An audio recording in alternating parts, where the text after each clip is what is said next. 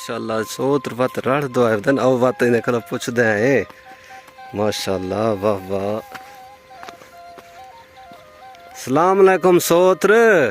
وعلیکم السلام سوتر خیر ہے سوتر ٹھیک ہو سوتر پھٹوں مالک دا تار سے منت ماشاءاللہ سوتر اج وت اتھا دے دے پیوں تھوکوں وت اج رڑ دو چکر کیویں سوتر تک پتہ ہے سال دی روزی ہے آخر ڈھڈ کوئی تو کشا کھواونے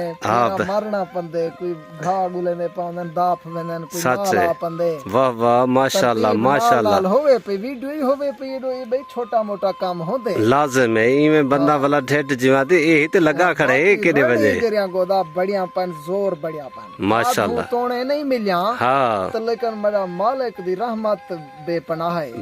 بے شک واہ واہ دیر لگ دی میں جو بارش بیتے سی یقین کر دے تھراڑ آہا آہا ماشاءاللہ ماشاءاللہ اکھی صحیح گال ہے بالکل آتی ہوئے ساری سنگت دی جری سب سپورٹ کی تھی ماشاءاللہ آج ماشاءاللہ سوتر ساکو آج اپنا پورا تعارف کراتا ہوں پورا ماشاءاللہ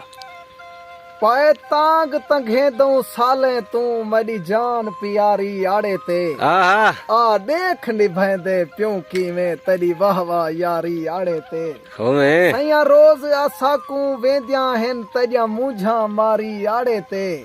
جسے تائے بن راسے بجی سکدے آ سہیں ایک واری آڑے تے شہر گودا آڑا جعفر ماشاءاللہ کو چھٹا ماشاءاللہ ضلع ڈی جی خان زندہ با واہ واہ حیاتی ہوا ہے ادا ماشاءاللہ سوتر اپنا تعارف تو آپ دس دیتے کہیں دوست اگر ملن چاہے مثال ہے اپنا پتہ دیتے سی کوئی دوستی آوے ایویں میں گودا پتہ آج تک کہیں نہیں دیتا کائیں نہ لیکن جا چینال والے دیاں محبت ہیں میری گچی گھٹیا سے میں دسی کھڑا ہے ماشاءاللہ ماشاءاللہ اچھا او سی محبت وڈے اون سوتر نے جونے دادا حال دے جرے آئین خان پور کنے انہیں کنے تو نمبر ہی کنا یہ حال میں کتھا ہے کتھوں آئین آئین علی پور کنے تو ویڈیو ہی دے دے پہ حسین انہیں سوچیں گولیے ودا دھیرے اچھا دھیرے آلی آنکھیں کو چھوٹے دائے چھوٹے آلی آنکھیں مانے دائے مانے آلی آنکھیں آڑے دائے انہیں کو دیگار تھی گئی سویرے آلیاں کو اچھا میڈوان پوجین مائک نے جری سیوا تھی ہے انہیں دی کی ماشاءاللہ ماشاءاللہ ولا سائیں کو آکھا انہیں دا حال گھدم انہیں آکھے گودا تے کو ملان واسطے اساں سکھ دے ودیا سے کوئی سال تھی گئے نہ کوئی نمبر ہا نہ تو کومنٹ دی ریپلائی دینا پیاویں دسینا پیاویں بھئی کتھوں دائیں کیا ہے تے اساں اتھاں پوجیوں وان اساں ٹیکسی والے کو آکھے اے 4000 روپیہ تیڈائے کرایہ ساکو اے جوان ملا ہے ڈی جی خان دا اچھا تیرے دائے ماشاءاللہ بڑی 4000 گھدے اون گولیے انہیں کو مائتے گھنا ہے ماشاءاللہ مل گئے میں گولان نال تو خدا ہی مل ویندے تو نہ چیز جا بندہ محبت انہیں انہیں واقعی تو ویسے ڈھیر اندن رابطہ کارتندن جا رابطہ کار کے اندر کیا ہے اندے پہ مل ویندن بھران ویڈیو بھار دیندے ہیں کوئی سا کو لالچ کہنی کوئی کشا کہنی جرا تھی اندے پانی پی لیندے ہیں یہ کرنے ہیں ماشاءاللہ ماشاءاللہ ولا سنگت کو بیا کوئی پیغام آخری ویندے وے تھوڑا ٹائم ضائع نسے کرنے ڈھیر ویندے پیغام یہ ہوئے تو کو پتہ تے میں بس شغل میلا لئی ودے ہیں ہاں بالکل بالکل باقی ہر کوئی اپنے کمے کاریں جرے ویلے واندا تھی نے ای کو ٹائم 5 منٹ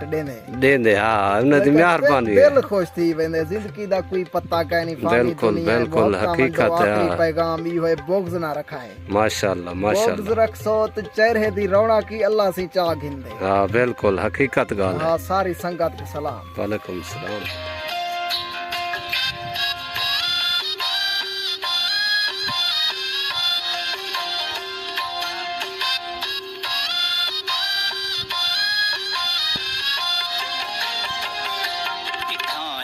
پل خوشی دیکھی روئے دن یار یارے کو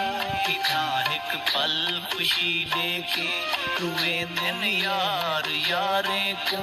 کرینا مان یارے دامنے دن یار یارے کو ایک پل خوشی دیکھی صاف نہیں ہوں دے وڈی آتی شکل دے سونے ہوں دے اندر دے صاف نہیں ہوں دے منافق آپ دے ہم سدیں دن یار یاریں کو اتنا ایک پل خوشی دیکھیں